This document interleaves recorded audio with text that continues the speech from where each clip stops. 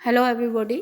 बच्चों, आज हम मिल के विचारों में कार्य संबंधी स्वतंत्रता का अध्ययन करेंगे। विगत क्लास में मैंने मिल की स्वतंत्रता की अवधारणा और उसके विचार अभिव्यक्ति की स्वतंत्रता के जो विचार हैं उनसे आपको भली भांति परिचित कराया। तो बच्चों, ये तो आपको क्लियर हो गया कि मिल कहीं ना कहीं स्वतंत्रता का पक्षधर है। तो विचारों की स्वतंत्रता व्यक्ति को देता है और साथ ही साथ वो कार्य संबंधी स्वतंत्रता भी व्यक्ति को देता है। तो आज हम कार्य संबंधी स्वतंत्रता देखते हैं। कई बार आपसे ये प्रश्न पूछा जाता है कि मिल के स्वतंत्रता विषयक विचार लिखिए, तो आप ये पूरे जो विचार हैं दोनों देंगे, विचार संबंधी और कार्य संबंधी, और इसकी आलोचनात्मक मूल्यांकन करेंगे।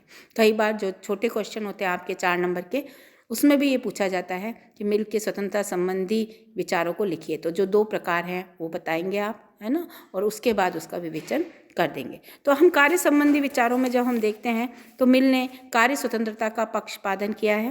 पहला पॉइंट है, मिल के द्वारा विचार और अभिव्यक्ति की स्वतंत्रता के पूरक के रूप में कार्य की स्वतंत्रता का प्रतिपादन किया गया। दूसरा, मिल के अनुसार कार्य स्वतंत्रता से व्यक्ति का व्यक्तित्व प्रकट होता है, उसकी आत्मोन्नति होती है। यदि हम व्यक्ति को कार्य ही नहीं करने देंगे तो वो बैठा रहेगा तो उसके व्यक्तित्व का विकास नहीं हो पाएगा। हमको पता ही नहीं है कि उसमें कौन कौन सी प्रतिभाएं छुपी हुई हैं। तो मिल का ये मानना था कि जब हम व्यक्ति को कार्य करने की स्वतंत्रता देंगे तभी हम उसकी जो प्रवृत्तियां हैं, उसकी जो हॉबीज़ हैं, उसमें जो क्षमताएं हैं, उनका प्रकटीकरण होगा। वो हमारे सामने आएंगी कि वो क्या अच्छा दे सकता है, उस समाज से उसको क्या फ़ायदा हो सकता है, समाज के लिए क्या कर सकता है। तभी पता चलेगा जब वो काम करेगा। तो काम की स्वतंत्रता जो है बहुत ही आवश्यक होती है, और वो आत्म उन्नति, व्यक्ति अपनी उन्नति तो करता ही है उसके साथ साथ। और जैसा कि मैंने आपको बताया कि व्यक्ति के साथ कौन जुड़ा हुआ है बच्चों, समाज। तो व्यक्ति की उन्नति के साथ साथ ही समाज की उन्नति भी होती है। नेक्स्ट है, कार्य की स्वतंत्रता मानव जीवन के सुख का एक प्रमुख तत्व है और वही व्यक्तित्व के विकास एवं सामाजिक प्रगति के लिए आवश्यक है। तो ये मैंने आपको स्पष्ट कर दिया, व्यक्ति का विकास किससे जुड़ा है, समाज के विकास से। नेक्स्ट है, विचार स्वतंत्रता और कार्य स्वतंत्रता में अंतर है। विचार स्वतंत्रता सापेक्ष नहीं होती बच्चों, निरपेक्ष होती है, क्योंकि विचार बनते हैं, हमने विचार दिए तो वहाँ पर किसी भी तरह का कोई नियंत्रण नहीं है व्यक्ति के विचारों पर, क्योंकि आपको पता है कि व्यक्ति एक विचारशील प्राणी है, वो अपने विचारों का निर्माण और सृजन करता रहता है। हाँ, ये हो सकता है कि व्यक्ति के विचार जब दूसरे के प्रगति में बाधक हो रहे हों तो उनको रोका जा सकता है, लेकिन जो विचार हैं वो एक निरपेक्ष स्वतंत्रता है। हर व्यक्ति को अपने विचार व्यक्त करने का अधिकार है। जैसा कि उन्होंने कहा, मिल ने कहा कि भाई विचार सत्य भी हो सकता है, मिथ्या भी हो सकता है। तो मिथ्या देने का भी विचार उसको है, वो दे सकता है मिथ्या विचार।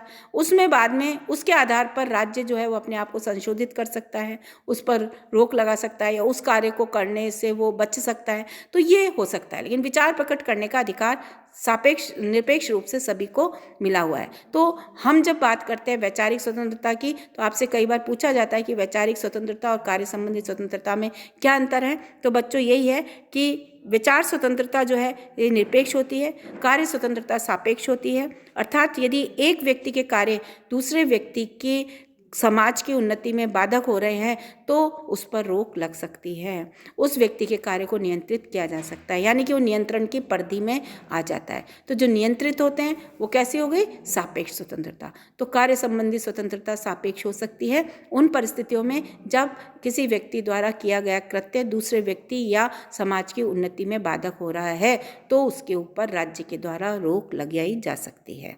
क्लियर हो गया आपको। नेक्स्ट है, मिल ने मानव कार्यों को 2 भागों में बांटा है। 2 भागों में उसने मानव कार्यों की बात करी है। एक तो स्वविषयक कार्य बताए हैं और एक परविषयक कार्य बताए हैं। स्वविषयक कार्य और परविषयक कार्य को जब हम देखते हैं तो उसमें हमें स्पष्ट होता है स्वविषयक कार्य वे हैं जिनका संबंध व्यक्ति के व्यक्तिगत जीवन से होता है। मैं कैसे रहता हूँ, क्या खाता हूँ, कहाँ सोता हूँ, कहाँ जाता हूँ, कुल मिलाकर हम ये कह सकते हैं आचार विचार व्यवहार जो दैनिक दिनचर्या से जुड़े हुए कार्य हैं वो स्वविषयक कार्य हैं। यह स्वविषयक कार्य करने के लिए मेरे पास अधिकार है, मैं करूँगा।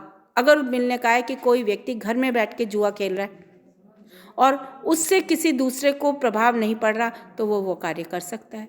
कोई व्यक्ति मद्यपान घर में बैठ के कर रहा है और किसी दूसरे को प्रभावित नहीं कर रहा तो उसको पूर्ण स्वतंत्रता है कि वो ये कार्य कर सकता है।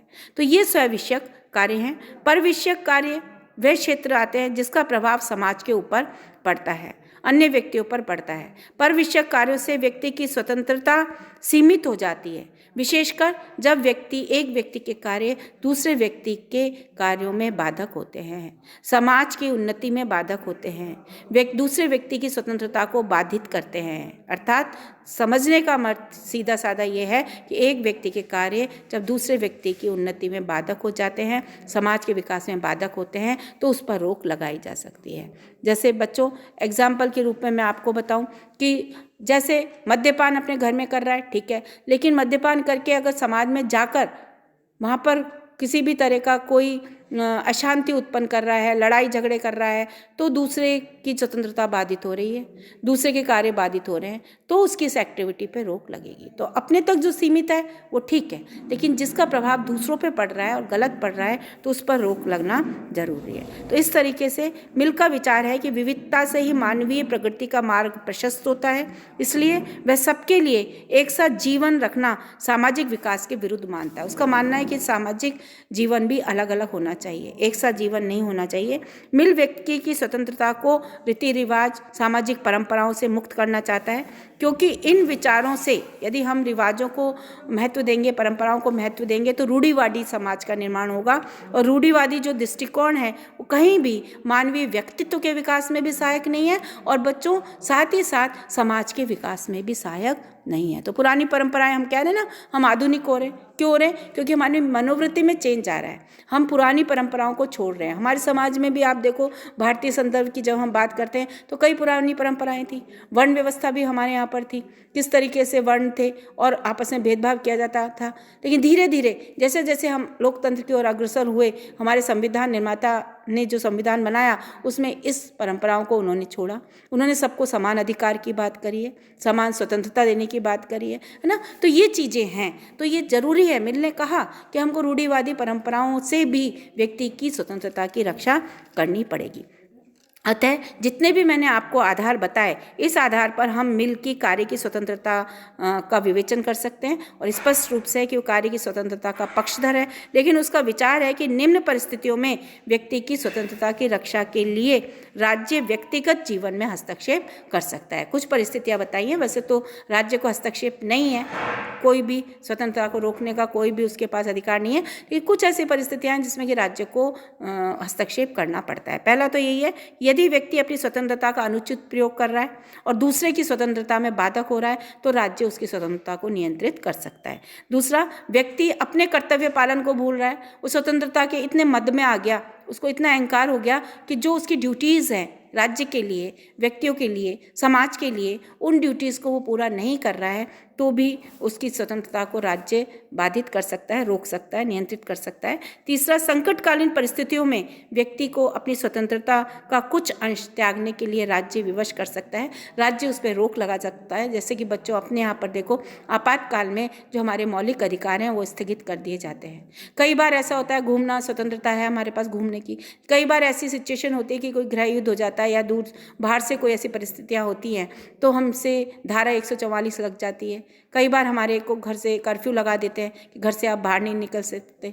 जैसे कि अभी कोरोना काल में आपने देखा कि ये कोरोना काल में क्या हुआ कि कहीं ना कहीं सरकार को ये लगा कि भाई कोरोना एक ऐसी बीमारी है जो कि एक से दूसरे में फैलती है, तो मानव हित को ध्यान में रखते हुए, हालांकि आप किसी की स्वतंत्रता को बाधित नहीं कर सकते, लेकिन ये हमारे प्रावधान है कि यदि समस्त मानव के अस्तित्व का जब प्रश्न होता है तो स्वतंत्रताओं पर रोक लगती है। तो कर्फ्यू लगाया गया है ना, आपने देखा लॉकडाउन लागू किया गया जिसमें कि कोई बाहर नहीं निकल सकता था। तो ये कुछ अपरिहार्य परिस्थितियां होती हैं तभी ये स्थगित होते हैं। तो वही चीज़ मिल ने भी बताया है कि संकटकालीन परिस्थितियों में अधिकार जो है उन पे प्रतिबंध लगाया जा सकता है। नेक्स्ट है, व्यक्ति की भावनाओं और इच्छाओं को उचित स्थान दिया जाना चाहिए, बौद्धिकता से इसका अपहरण नहीं करना चाहिए। भावनाशील बच्चों पता है व्यक्ति भावनाशील प्राणी है, भावनाएं हैं, उसमें विचार हैं, तो मिलकर ये मानना है उनको महत्व देना चाहिए, उनको व्यक्त करने का अधिकार व्यक्ति को देना चाहिए।